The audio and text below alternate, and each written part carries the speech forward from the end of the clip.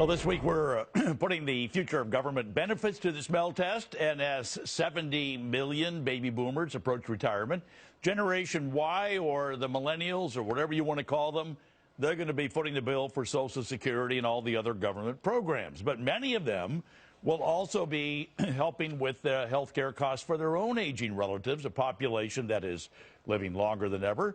Is it fair to leave today's young people holding the bag? And with few positions available in this changing job market, will they be able to afford it? Joining me now, conservative activist Ron Meyer. Ron, we've talked before, and I think you're a very a good voice, eloquent voice for 20-somethings in this country. I'm curious about what you are thinking, looking at the big pile of bills that my generation is leaving to yours. Well, it's pretty immoral, it's unjust what Congress is doing, and it's not just your generation altogether. It's really the leaders in Congress who are just unwilling. If you look at a lot of normal older Americans or baby boom generation Americans, they actually want a sustainable government for their kids. A lot of baby boomers have actually personally saved for their kids, for their college, for their future, but Congress has not done the same. The problem with Congress is they're leaving all the long-term problems on the debt, Social Security, and Medicare to the next generation. And personally, what I'm thinking is that if they're going to leave everything to the next generation, all of the tough problems, maybe it's time for somebody from a younger generation to lead now, because we actually have a self-interest in solving these problems. And I think we need a Kickstarter in Washington right now. The problem is that they're absolutely unwilling to act because it's not in the interest of their next election, or at least they don't think it is. But I think America's on the side of actually wanting a sustainable government. At this point, it's not even talking about a limited government. It's just talking about a government that can actually last. If you look at the math, our government, just because of the interest payments, is going to go bankrupt here in the next 5 to 10 years. Well, listen, let me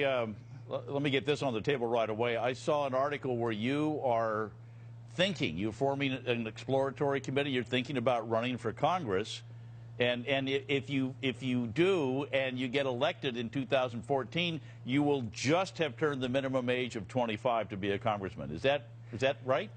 That's correct. I'll turn 25 on September 28th in 2014, and we're definitely getting close to making a decision on that, by the way. I think April 15th on tax day, you might be hearing some news on that. All right. Well, regardless, what I'm digging for is this. If you are a young congressman and your generation someday will be in Congress, whether it's you or other folks your age, do you see the possibility that you start changing the rules for the boomers when they're retired and they're in their retirement homes, and saying, we can't afford the promises that were made by your generation to yourself, so we're changing the promises because we don't have the money?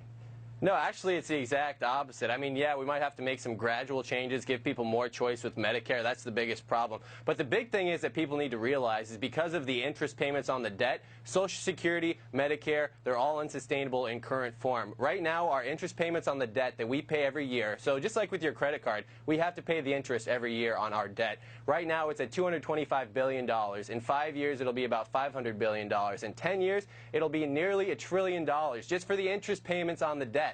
And so when we're talking about $1 trillion out of a $5 trillion budget, we have to all of a sudden find a bunch of cuts. We're talking about 8 to 10 times the size of sequester all at once. And so that means that federal workers are going to be targeted, Social Security is going to have to be targeted, Medicare is going to be targeted. And this isn't doom and gloom. It's just looking at the basic math. People have been ignoring these interest payments. The biggest driver of the debt is the debt itself. It's these interest payments, and no one's willing to have the courage to say, look at the math. We can't make this work. And so it's about getting to a sustainable government and a balanced budget as soon as possible. It's in the interest of even federal workers. It's in the interest of people on Social Security, Medicare, and obviously young people. That's why we have to work together and get past this doom and gloom rhetoric in D.C. Don't do this political speak with me now. You're starting to talk like a politician. You're talking about it, but you're dodging the big elephant in the room, and that is someday somebody is going to have to cut the promises. It's really basic. We have to do a few things. We might have to raise the age a couple years. We're going to have to means test Social Security and Medicare. So we're talking that everybody's going to get what they paid into the system, right? The problem is with Social Security right now is that people are getting 3 times back what they paid into the system thanks to inflation. You could thank the Federal Reserve. But I think what we should say, everyone's going to get what they paid in, but for the folks who are making $1 million or $1 billion a year, we can start tapering those back and still give people what they paid in, but just not 3 times as much as they paid in, and try to actually get to a sustainable system. I know, but I saw a story last week that was talking about the fact that 57% of the people in this country have less than $25,000 in savings. Ron, I see in your future, whether you're in Congress or not, there is going to be a huge pile of seniors in poverty, don't have the money, aren't paying taxes, and are going to be looking for lots of services. Well, exactly. And the problem is right now we have a bunch of young people in poverty. This is a bad number, and it's something that's underreported. Only 30% of young people under 30% under 30 have full-time work. Only 3 in 10. And so what we're seeing is a great youth depression. Student loan debt is off the chart.